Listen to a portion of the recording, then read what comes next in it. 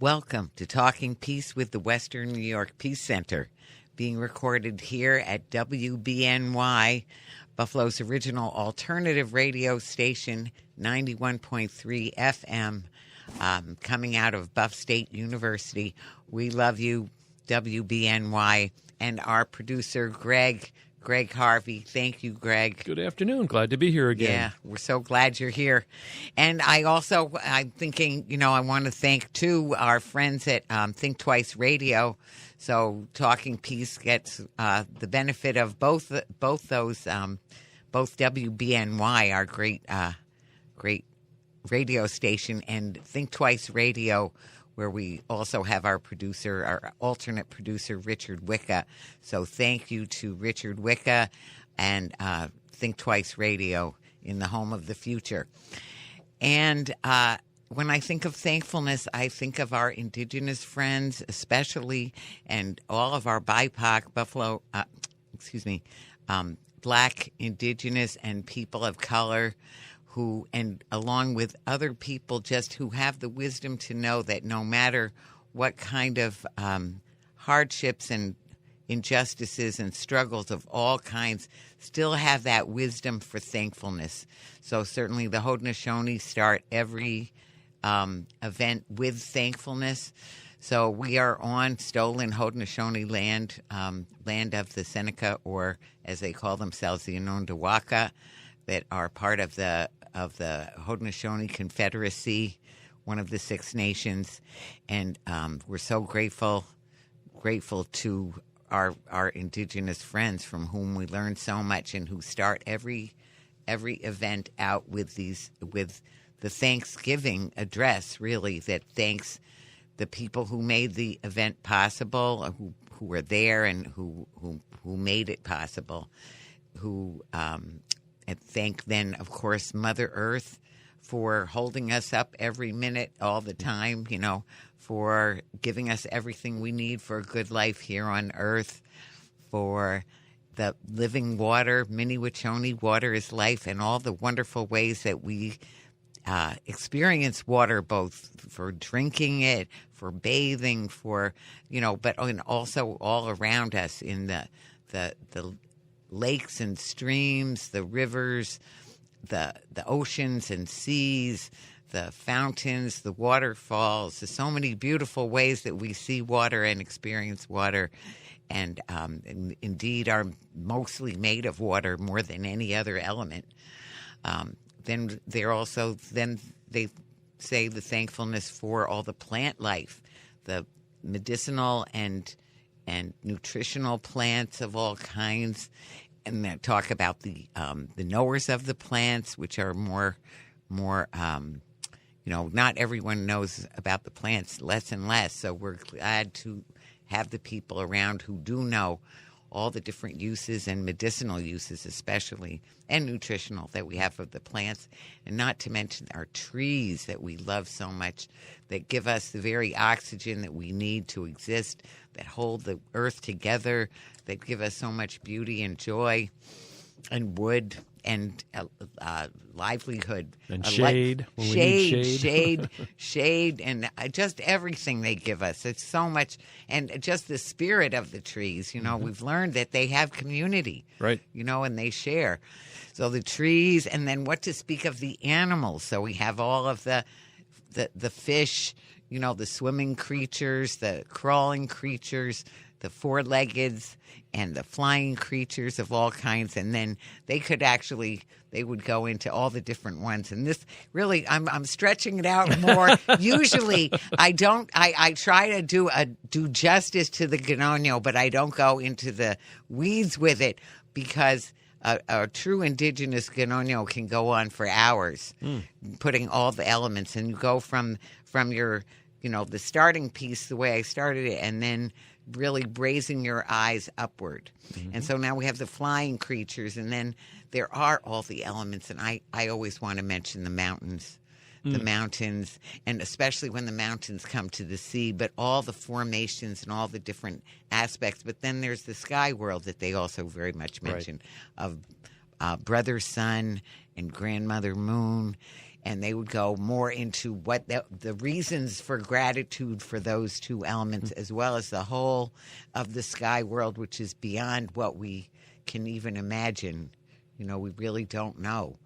And so then they would say all of that, and then they would be grateful to the Creator, giving thankfulness to the Creator, and then to the love that animates it all, that makes it all possible. And so then the person who's leading would say Yahweh, which is basically like praise to the Creator, thankfulness to the Creator. And then the people would say Nyo. So thank you. You're welcome. Yes. So today is a very special show, and I'm so especially even more than usual, if that were possible, grateful to our friend and producer, Greg Harvey.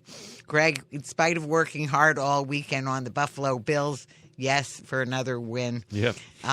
Scratched out another victory. Yeah, somehow this one, some of them were more exciting than others. This one was still a win, yep. And so we're grateful for that. And we're grateful for Greg, and we're especially grateful because this is a special show. This show is our call-in show. So this is a total, full call-in show. Wide open, any topic. Right. So actually, the way we've said it is, when I've put it out, we publicized it a little bit, not very much. But so you who are listening, what we're thinking, if you want to call in and just either tell us what you think is the most important issue right now. There are so many local, regional, national issues of any kind, just public interest issues, things to do with peace and justice in our community or in the largest in the world, So actually, I'd say the Peace Center's mission statement is peace through justice at home and abroad. So any issue that has to do with peace through justice at home and or abroad would be fair game. So that's a lot of issues. Oh, and yeah. There's really almost anything could be included. Absolutely. And the other one is what you're working on. So if you are an activist in any way, if there's some issue that you're working on, that you'd like to share, and it could be anything from like clean up with your block club for your block. It could be any issue that you're working on that you think is important that you want to talk about for just a couple minutes. We're just saying, just a few minutes to share it's always good to share the air. Right. So I want to share the air. I don't want this to be just me and Greg, and especially not just me. And especially not just me. I'm not trained on this side of the mic, really, even though I started off, as a radio DJ and all that. Oh, I'm just so used to being behind the scenes. Right. And not saying anything. Sure. Even when the Bills score, I don't scream out. I just, give the fist bumps and what have you, because it's not my show. Right. Well, I think people should know. So that when I do introduce our guests every time, and I do introduce you a little bit, and now I have introduced, but your actual title is that you are the, what is it, of the executive producer of the Buffalo Bills Radio Network. Executive which is producer of the Buffalo Bills Radio Network. And we are both wearing, I want to say, it's Victory Monday. That's right. We're both wearing red and blue. Yep. So, anyway, so and besides all being the chief engineer here at WBNY, and besides being what a friend of the show you are, to be here and make sure that you are here so that we can do a show, because without Greg, there is no show. I have no clue how to run that board I'm looking at with all the lights flashing and everything. Doesn't tell me anything. Right. So we're very grateful for you. So let's just start off with, is there an issue that when you think of that, what's the first issue you think of? And as you mentioned earlier, there are so many issues that have come to the forefront, and it's like every day it flips over to the next one, right. And of course we keep going back to the ones that are like the top 5 or the top 10, but certainly at the state of America today, in the state of our democracy, and it's really laid bare all the different factions, if I dare use that word. I don't know if that's the appropriate word, but see, there's so many schools of thought in our country. People still believe that a white male is superior to women or non-white males, and I'm thinking, wow, that school of thought is still alive. Do people really think that? It's like, come on. And I want to say that is one of the big ones, is what's going on nationally. And after the first Trump administration, I wouldn't have believed that we could go down this route again. It shocked me the first time around he was elected. Although the night of election in 2016, I think it was, I just had a feeling. I just had a feeling that he was going to be elected, and sure enough, it's like, okay, well. But then after the first administration, I was thinking, oh, there's no way that he's going to get reelected, and that really shocked me. Well, the irresponsibility of the Democrats to not hold people accountable. But anyway, so we have a call. So I'm just very excited to see and hear who it might be. And so, welcome. Hello.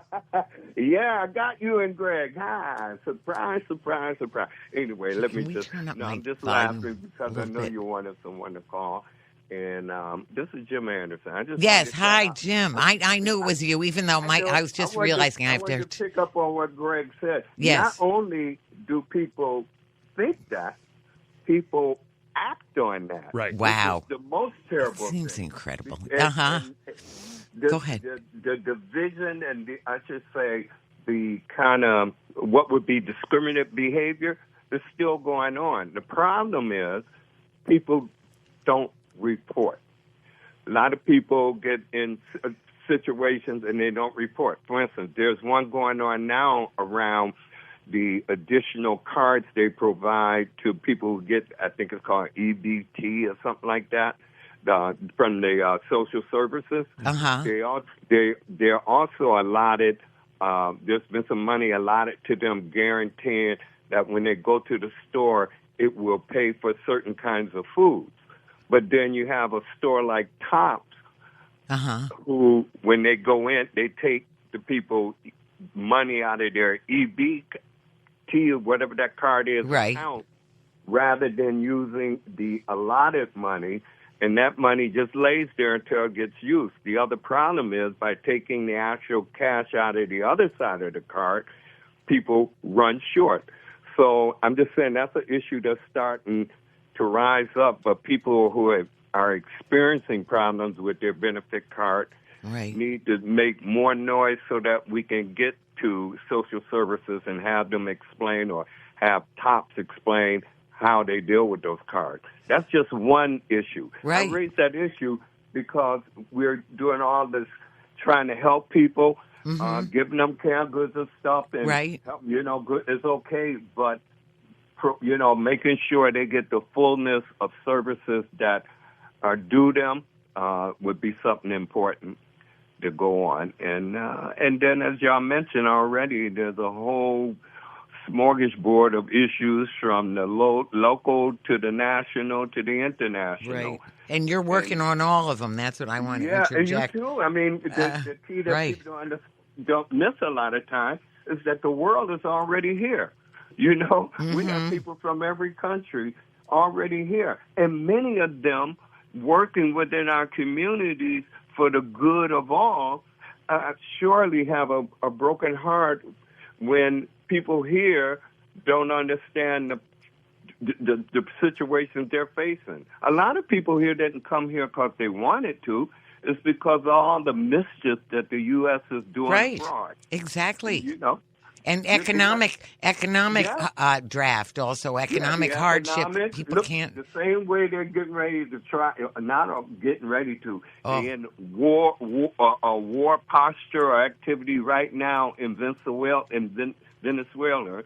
and many people are sitting back like, oh, well, that's something over there. No, we the people need to be pushing every level of our government to raise our dissatisfaction with it. Right.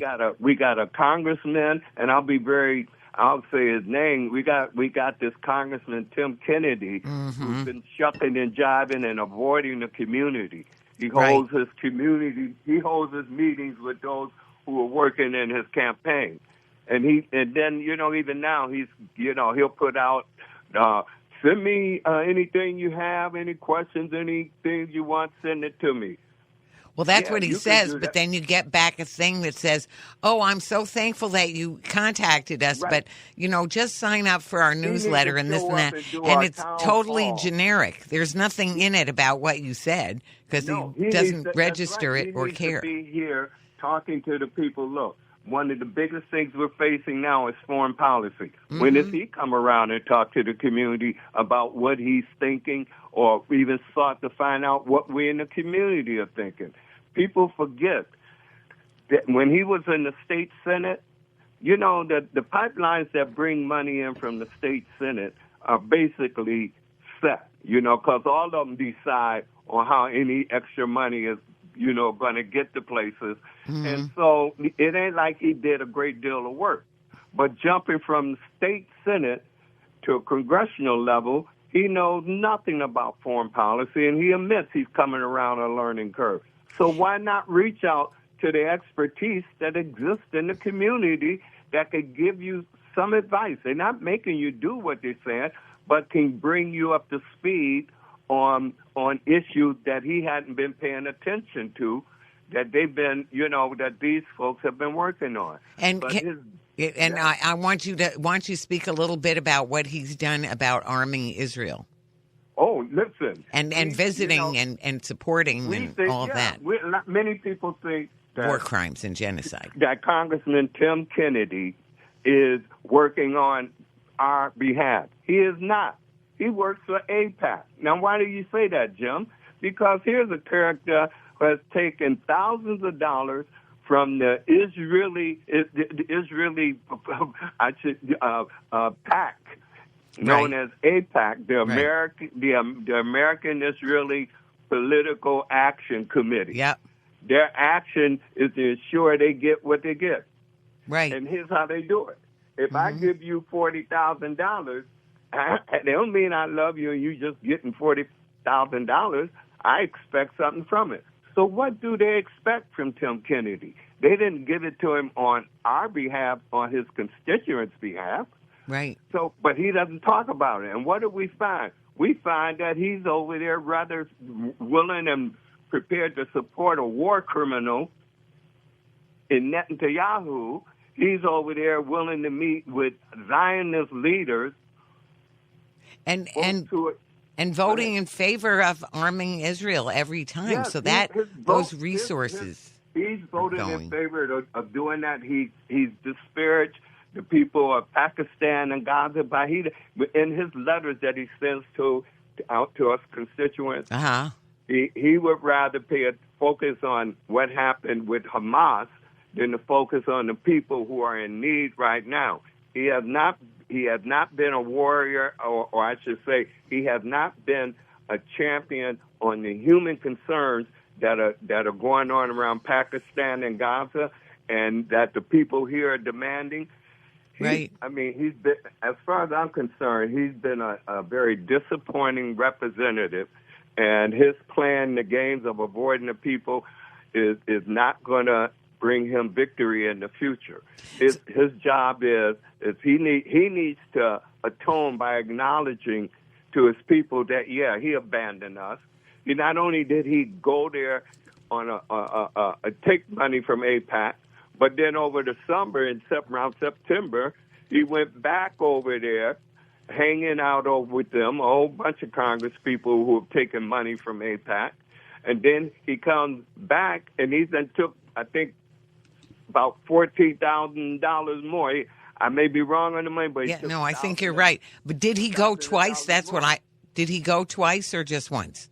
He went once, as far as I know. Once that I know of, yeah. And the thing is, the disappointing thing is, he didn't have the gumption to come back here and report on it. Right. And now, even, he can't say he cares about Jewish people.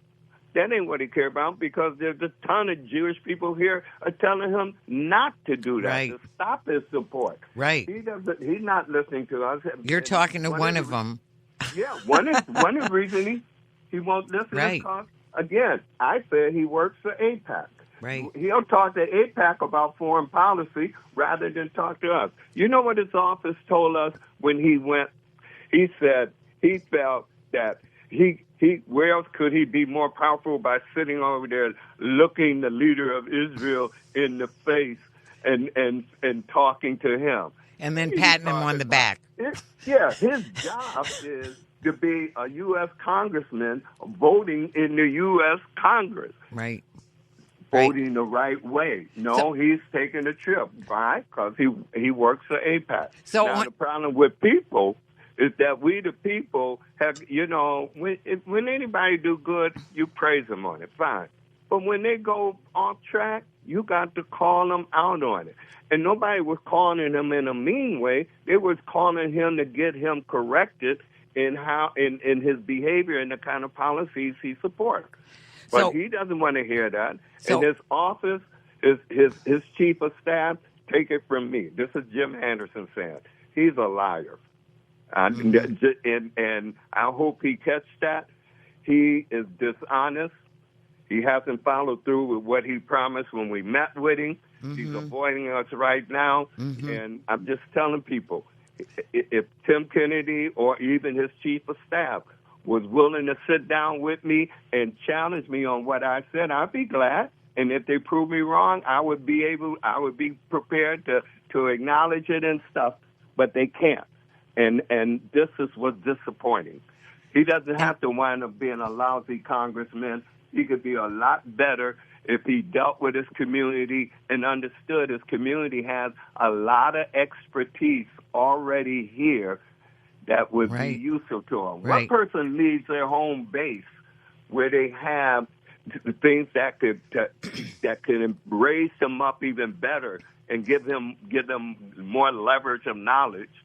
Who does that other than somebody who doesn't care about those people? He doesn't care. So, Jim, you know what? Let me just say, first of all, for people, I feel like I don't really need to do this, but I want to do two things. One, to introduce you because friend of the show, Radio King, I like to call you. It's so great to have you call in. And you have great experience of calling show because it's been years and years that you were doing conversations with Jim Anderson. But also, I'll just say, as part of the steering committee, leading the Peace Action National, president of Peace Action New York State, and just, an activist in international, national, regional, and local things. So, Jim, on that, so that was the first thing I wanted to do, was introduce you in all of that. And not to mention ex officio board member of the Western New York Peace Center. But I also want to ask you, as you brought up about Venezuela, and we are starting a Venezuela campaign, which is still open to still being formed.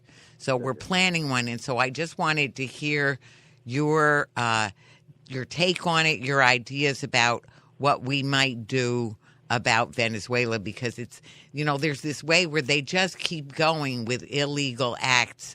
How do we stop them, or how do we amplify the issue? Yeah, well, part of it is what you just did, and us doing it in the square. Even though people can't see it as other than what they see on TV, is to start doing that public square education. Because the more they hear it, it'll begin to grow and understand. We're calling people to their humanity. What they're doing now and have already done, they've already murdered several people, and the world is looking and saying, this is crazy. I think it's 100, isn't it? Yeah, and remember when something like that. When T-Rock talking about he could shoot somebody in in broad daylight and get away with it. Now he's doing it exactly on an international scale, and everybody is. We need to show people that we, the people, have power. the more the ones of us who are speaking out, we need to have a presence. It's a show and tell kind of thing. They'll begin to see people standing. Some will join because they'll learn by that. And there needs to be a roadshow kind of activity, moving around to different communities, just taking on the street corner and start teaching. And, you know, it's needed because right now the air is silent.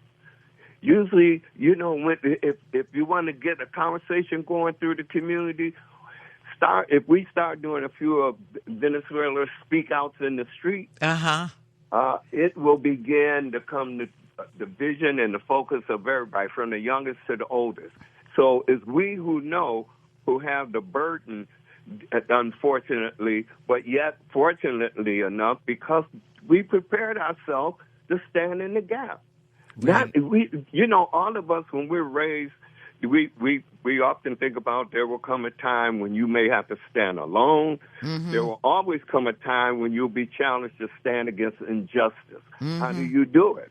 A lot of people don't know how. A lot of people are scared because of past police activity, that the police is going to, they don't want to get arrested. I don't blame nobody not wanting to get arrested. Right. Because so many people get beat. So they get scared. They get in the street. They don't want to get hurt. And the thing they got to understand, they're being hurt by being silent. They're being they're being kind of led into a silence that puts them in their own state of paralysis to where they don't act. But we have to shake them up. We have to, and that's why I always think our voices count. And folks, I got to tell you both. I was appreciating as y'all were leading into it, and the fact that Greg having some experience is helping to hold it down, and that y'all doing this show, because listen, this is a very important show with the kind of topics it handles, and people who listen. A lot of times we don't get calls. It's because people are listening and they're really absorbing what you're saying. And when they have something to say, they will. And even if they don't, the job that y'all are doing is really teaching. It's more than entertainment. It's about entertainment. And people, when they hear this, it's different. You know how they say they're not like us? Y'all not like a lot of the other radio stations that just play something for the moment and move on.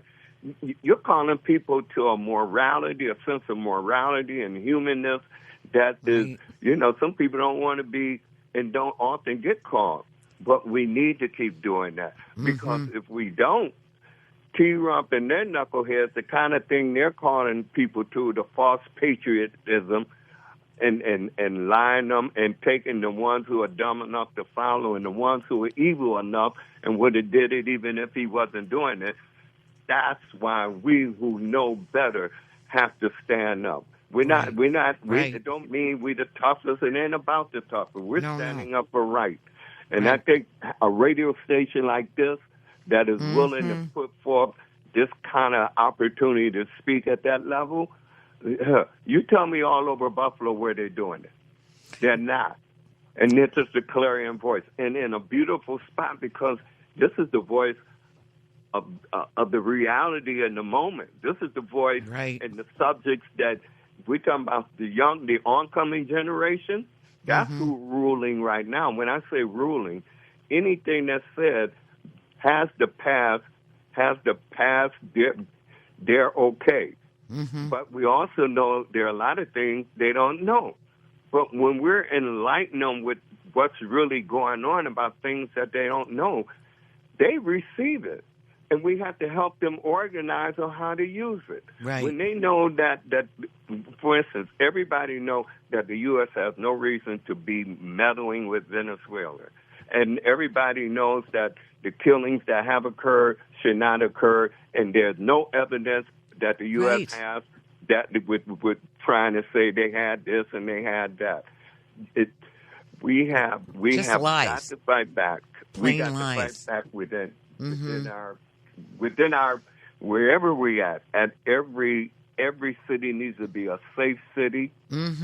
Every city needs to be a city that is not going to let any politician turn us into some kind of concentration camp, holding people, chasing down people. But people who are hearing this program, listen, you got to step up. There are opportunities for you to go work with different organizations, and us working together, we can change this. You're going to see it happen in City Hall, although some people have doubts. It's going to happen. It ain't that Mayor-elect Ryan and his team are going to be by himself. No, we still have an obligation to make sure he succeeds. Oh, Even yes. if he may not have been the candidate you prefer, he's in there now. So Right. we got to make sure he succeeds, and the way you do that is keep your eyes on the prize, which is making sure justice comes out of there, making sure that how they do business, that is straight up, and that people are informed, that they inform the community.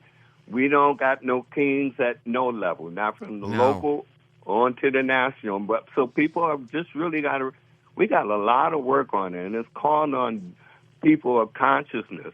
But the only way to get conscious is to hear the news and the reality of what is.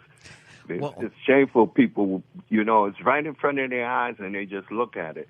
They look at TV news like it's entertainment. It's not. They need to learn how to filter through it. Right. They need to pay attention to who's lying and who's telling the truth.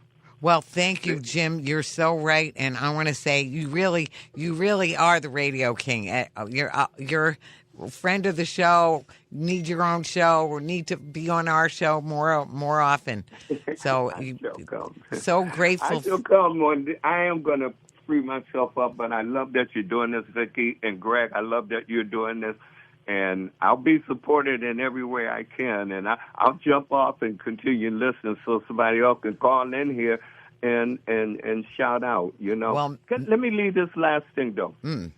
When I think about the situation we have with ICE, people got to remember some people have come to this country not because they want to, but we're bombing their countries. Right. We're polluting their waters. They can't raise families. And so they seek somewhere to live. And then as you see, there's a flux of people who are coming here who have been part of our last military actions in different places. Right. And now they've been brought here. They can't live at home. And now they've been brought here, and now they're being hunted down. And so people have got to realize that the things that we do abroad is what's affecting whether people stay at home or leave home. We also prop up dictators. Right. People, that's not a thing in the past. We help prop up leaders that will be evil to their own people.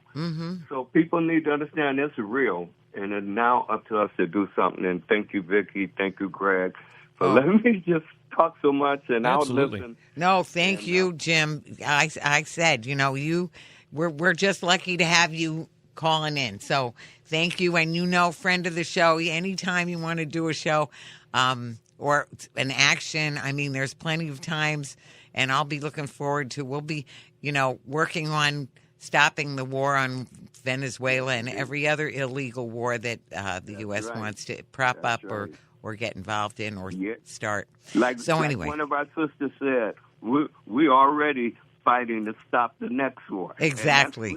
Always war is not working, and folks, you can take it from a combat veteran. Right. And I know a little bit about war, death, people dying for no reason at all. Right. It's not something we want to be doing, and not now. We don't need our children killing other children, and certainly sending our youth abroad to where they won't come back. Right. Our money can go anywhere in the world, and people should be able to do the same thing. Right. So with that, thank you both, and I'll just listen. Thanks so much, Jim. We're so grateful for you. So grateful for you. Love you. Okay, bye for now. We'll talk soon. And so now your lines are clear. I want to add too that the economics. So the way the world trade goes, that is really keeping some countries so poor, keeping people from meeting their own needs because they're trying to do cash crops and all the agro business that's going on. There are so many ways that people can't support their families. That's another thing. So either it's the wars that we're inflicting or supporting, the war, the oppressors that we are propping up or even putting in there, and also the economic hardship that people can't even, survive, give their families an income enough to survive. So then they come here to try and do that, to try and earn a living that they can send back to keep their families eating. So that's important too. So we have another call. I'm excited to have another call, and we'll see what they have to say. So, welcome. Hi. I'm calling in about a social justice issue. Yes. Now, who are we speaking with, please? You're speaking with J.L. from Long Island. Oh, yes, Jayette. Thank you so much. Yes, you said you were going to call in. Thank you so much. Yes. So go ahead. Tell us your social justice issue. It was good to have a little peek on it earlier before the show. And go ahead. Yes, my issue is that those people that live with serious mental disabilities that are behind the wall, right? They're abused, misused, and mistreated. Mm-hmm. And they also spend longer in there than the average person because they're afraid they're going to recommit. There's not enough services for them in the outside. Right. Yeah, no, it's such our criminal justice system is a criminal injustice system. It's unjust. Absolutely. It is criminal, the way people are treated. Absolutely. My son, who lives with autism and a mental illness, went in at 15. Mm-hmm. And 28 years later, is still in. Wow. Still in. He's been abused and misused by staff and by other people. Mm-hmm. And there's other people in there. Robert Brooks himself had special needs, and they murdered him. Right.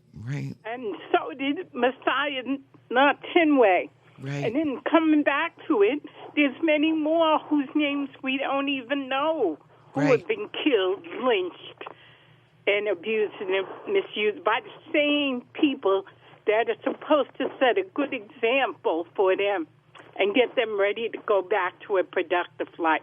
Right. Well, one thing that made it very clear is if for anyone, and I'm going to say I only saw a small part of the video of the lynching and murder of Robert Brooks, but the one thing that you could see is that it was nobody blinked an eye. It was like very everyday kind of thing. There was nobody like, what are you doing? There was nobody, even whether they said or did anything to stop it, which they did not. There was nobody who even looked like there was something unusual or of concern, which just says how very regular it is, the beating up, beating people senseless. They told my son, don't file a complaint because we know where your mother lives. Oh, no. And they they tell that to thousands of families. He's not the only one. There's so many more that we'll never know about. Right. And people, like you said, they look at it as an everyday thing that should be happening. I don't care who you are, what you're accused of, where you come from. That is not right. What they did to Robert Brooks, what they did to Messiah, what they did to thousands of others, my son, is not right. So terrible. Not human. Well, I want to say, by the way, I'm a social worker, and I want to say everything about that whole system does not make sense.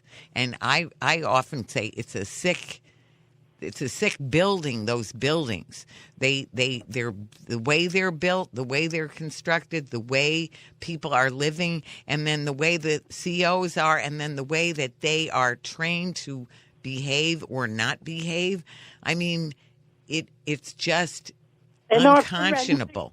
And they go home, these CEOs, so they're complaining, oh, everything's so terrible for them. Well, I do believe that it is very terrible for them. Also, not as terrible as it is for the people who are incarcerated, but they're also living in this very sick environment. And so they go home, and their suicide rates are higher, their addiction rates, their domestic violence rates. They are not happy people. They are unhappy people. We talk about that, but also the forensic prisons in New York State are worse because those people have psychiatric illnesses. Right. And people say, oh, you must have been psychotic, or you weren't taking your meds, or you were having an hallucination. Nobody would do that to you. So if we talk about prisons, we can't forget the forensic prisons as well. So would you define that? What forensic prisons means? Is that where they're in like a mental health facility that is okay, and locked, that is still a prison? A mental health facility prison. Where they're locked down, and people don't know about them. There's 3 of them in New York State, and they hold those that take the not responsible because of mental illness, but they're still incarcerated. And the people that work there are just like correctional officers, even though they give them a fancy title. Right. Right. And they're just as abusive and even worse because nobody wants to hear about people with mental illness. They think, oh, they did the worst of the worst, which is not true. No, well, first of all, there is so much racism in our criminal justice system, too. And the racism and poverty are also big players. So people who have the money to get a good lawyer, they could get off. Or they get we've seen it 100 times. Look at the pedophiles, look at the white collar criminals don't get the hard time. They don't get the hard time. People get hard time. Black, indigenous, and people of color who did or maybe didn't even do a low level crime, because there's also. We have time after time of people who are exonerated once they actually have DNA that they can show that the people didn't do it. Because people get framed, or they just get they cop a plea because they feel they don't have a chance, and they don't have a chance. People in the forensic facilities do not get exonerated because they're not allowed to file an appeal. They're not allowed at 440, and the Innocence Project will not work with them. Oh, really? Now that I didn't know. Yeah, I boy. could talk to you for hours and tell you. But right now, my son is trying to call. Oh, your son is trying to call you. Well, please give him our love. I can read your statement that you made if somebody doesn't call right in, or we'll take the next call. But Jayette, sister, we're all in this together, and we'll just keep struggling on that note. Oh, there's a Communities Not Cages event coming up on in February 26th. The 26th, that's what I saw. I'm a leader in that movement, so I know. Yep, I know you do. So we'll be publicizing that, too. And RAP is January 21st, and Rights Behind Bars is February 10th. Right. So those are lots of choices. So thank you so much for all the work you're doing. Please give your son our love and our deep concern. And join the Jails Justice Network call tonight. Oh, we love the Jails Justice Network. Shout out to everyone on it, including friend of the show, Jerome Wright. Donna Robinson, they're often on the show, so we're grateful to them. And Thomas Gant, the Legislative Committee and the Steering Committee. Wonderful. Well, thank you, Jayette. Thank you for all you do. Be well. Happy holidays. You too. Enjoy all of them, and big hugs and love. Okay, take care, and love to your son. He's not alone. Okay, so Jayette called. She had said she was going to call. I knew she would. Yeah. And the criminal justice issues are gigantic. They are very, just so difficult, so hard to work on. I want to say that one thing about sometimes it's easier to work on things that are more remote. When you're talking about your police force, your criminal justice people right in your neighborhood, and who know who you are, or know where you live, as we were just hearing. Yep. It makes it very scary. Sure. Very scary. Yeah, have to be very have a very thick skin and a strong spine to be able to stand up to that. Right, and a lot of courage. Yep. Real courage. So anyway, so there's plenty of work to be done, and the Western New York Peace Center is working on that too. We're grateful to work with so many wonderful colleagues and other, partner and ally organizations like the New York State Jails Justice Network being one of them, Voice Buffalo, Prisoners Are People Too, so many, the community. The CAKE, it's Halt Solitary, community alternatives to isolated confinement, all kinds of great allies in that. We still have time for more calling in. Somebody wants to call in. The lines are open. Did you want to read her statement? I can read her statement in the meanwhile, yeah. Here. That way, because it's fresh in our minds. And, Yeah, it's very good. Here's her statement. Shame, shame, shame on the governor and the legislators. You all work for the people, including those that are justice impacted and their loved ones. How can you all have such disrespect and a disregard for human lives? If it was you or one of your loved ones, you would have wanted a strong bill. Families and our loved ones deserve every right to be included in the process. I'm speaking as a mother whose son is incarcerated and almost lost his life at the hands of staff. Families should not have to live in fear of getting the call that we all dread. Anyway, and then nobody, regardless, deserves to be abused, neglected, or murdered by the staff that is supposed to be setting an example and helping them to transform to a better life. That was Jayette's statement. Mm-hmm. So I told her if she didn't call in, I would read it. So it's great to have both. And I want to say it takes the courage. And, the one other thing I have to say is that the police benevolent association, or the union that is protecting the police and the corrections officers, is masterful in the way that they have succeeded in changing the conversation every time. And you heard me say, I have plenty of sympathy for those people because they're doing a very tough job because they're working in a sick system, so it gets a mangled really heinous result what we have. And so, but they're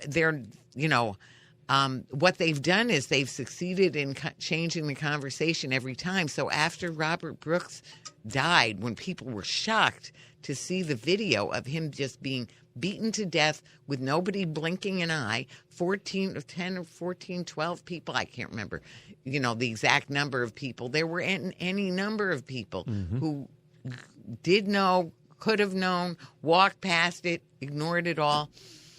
And what happened immediately after that? Well, another person was beaten to death a month later in a facility just, very close to that one. But in the meanwhile, what did the union do?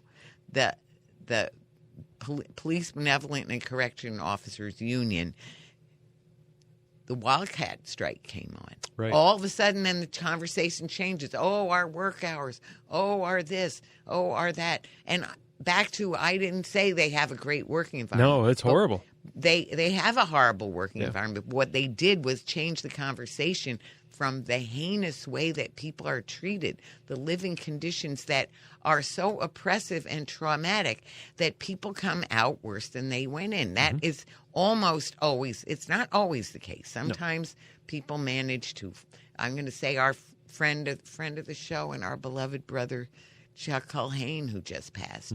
You know, he came out a stronger, better person in spite of having been on death row, in spite of 28 years or something like that of incarceration. Nelson Mandela, another example. So there are examples, but they are few and far between because that is a traumatic, horrible situation that brings out the worst in people, not the best in people. And we need to bring out the best in people. I want to say, as a social worker, we know better. You know, so do people need to be kept safe? Sure. Do they need to be kept safe from themselves or even other people? But first of all, like we said, we have a whole broken system that frames people, that has a 98% conviction rate, not because they're so wonderfully efficient, but because poor BIPOC people don't have a chance against a system that just is going to, you know, convict them. It's just 98% chance they're going to convict them. So there's a lot of work to do there, just a huge amount of work to do on that issue. And as Jayette was saying, we have all these trips that'll be going out. I know the 26th is one that we've been particularly asked about for Communities Not Cages. Now, the lines are still open, so we have a few more minutes. So I'm going to pretend I'm a caller and ask, and I've already forgotten the name of the organization. What is it? Something in Not Cages? Oh, Communities Not Cages. So that I will say that is completely new to me. So educate me on that. It's a campaign, actually, that is being led by the Community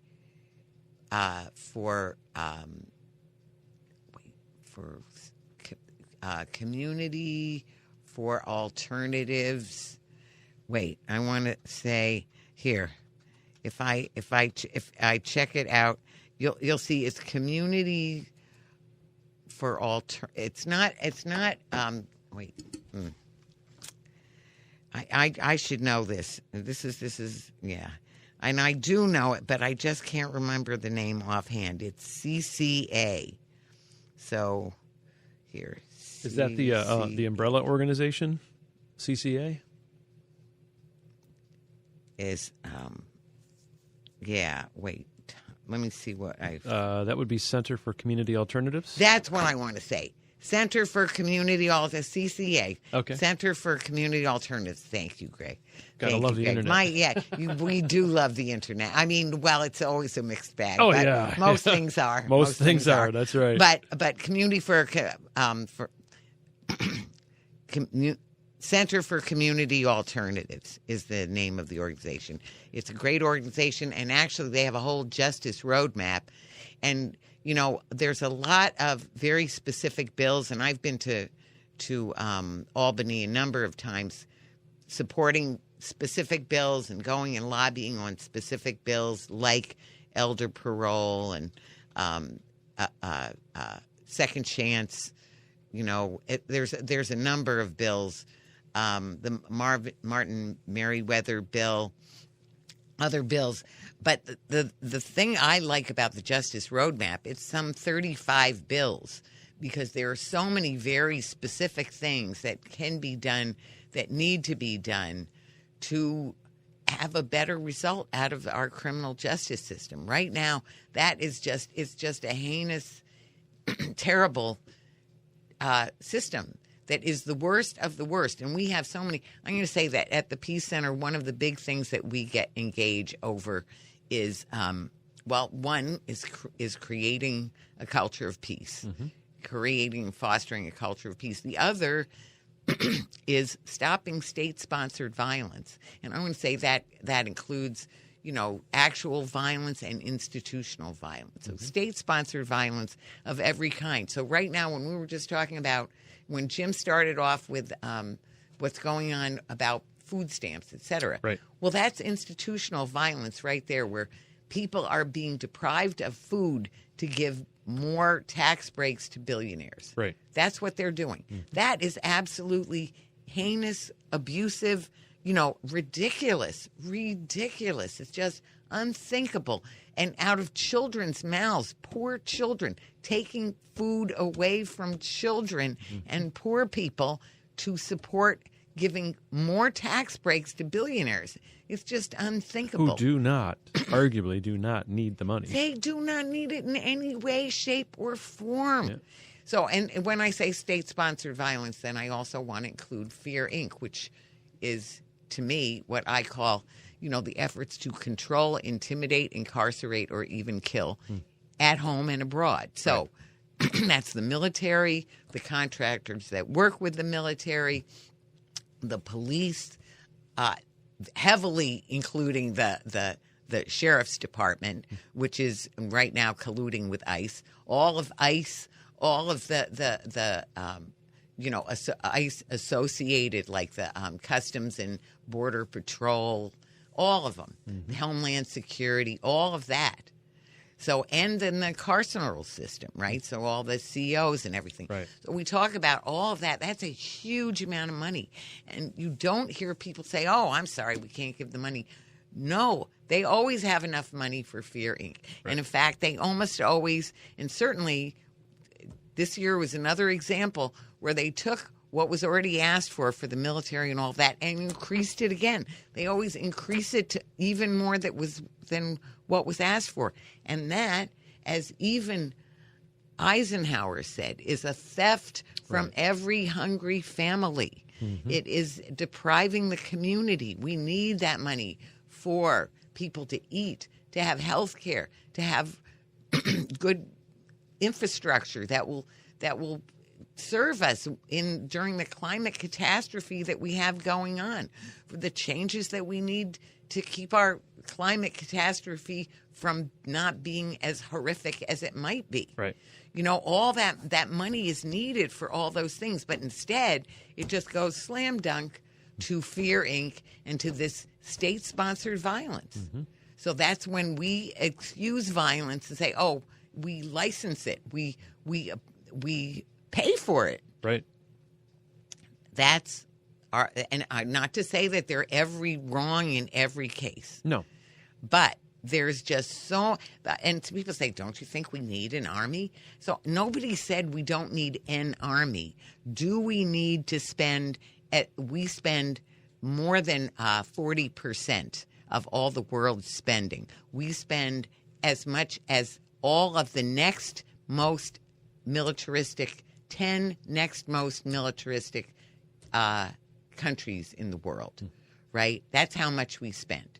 So what China, Russia, North Korea, any of them that have any kind of a noticeable military budget spend a tiny fraction of what we spend with our 900 bases all over the world. We're paying for that. That money is a theft from our communities. And it also makes for an unsafe world. So here we are, start picking a fight with Venezuela, which has nothing to do with anything, making false claims that they're providing fentanyl, which the facts are known. That is a lie. Right. Fentanyl comes primarily from or through Mexico, not from Venezuela. And all these boats that are getting blown up apparently sure might have had cocaine on them, but we're not headed for America. Right. We're headed for other countries with the quote-unquote final destination being Europe. We just want the oil. So here we go again. Just like Iraq, that had nothing to do with Saddam Hussein. He was our friend and buddy until we wanted to take over and take the oil and get the good contracts, and that's what we did. Yep. And that's what we're still doing. So it's a crazy. My goodness, the hour's gone. I know. I can't believe that we are all the way up to this hour is done. But I want to say, first of all, we'll do another call-in show. Sure. Who knows? We might do another call-in show next Monday. So listen for this spot or possibly the next one. We'll see next Monday. I don't know what my schedule is for next Monday. Okay. Yeah, but we'll figure it We'll out. work on that over the week. Yeah, we'll work on it over the week. Meanwhile, I hope everyone had a great Hanukkah Sameach. I hope everyone has a wonderful Christmas and New Year's as it comes along, right? And the solstice and all the holy days that we can celebrate. and all the good win days when we can get them too. That's right. So anyway, and just every day that we can be in community together is important. So this is Talking Peace, and together we've been talking peace in truth and love.